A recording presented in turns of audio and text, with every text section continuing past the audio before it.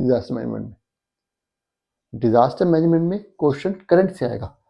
आप फ्लड पढ़ रहे हो, आप पढ़ रहे हो कि अर्थक्वेक आने पे क्या करना चाहिए, वो पूछ नहीं रहा है, वो उसको एनवायरमेंट से लिंक करके, सुनामी और एनवायरमेंट को लिंक करके पूछ रहा है, क्लाइमेट चेंज को।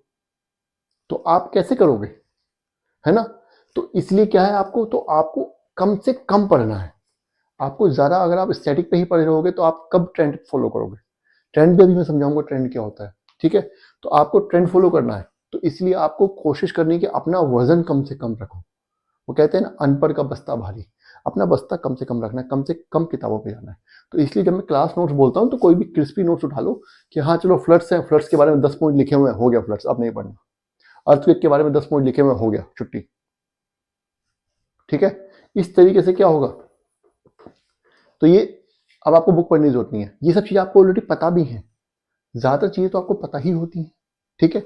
तो उनको बस एक ऑर्गेनाइज वे में पढ़ना है कि अगर बाई चांस क्वेश्चन आ गया तो मैं 10 पॉइंट लिख पाऊँ, 5 पॉइंट लिख पाऊँ क्वेश्चन। वो अब हमें क्या करना है, अब हमें उस पर ट्रेंड फॉलो करना है करंट अफेयर्स पे से, ठीक है। तो बुक पढ़ने का बहुत सारा बेनिफिट है नहीं यूपीएससी के एग्जाम में, ठीक है।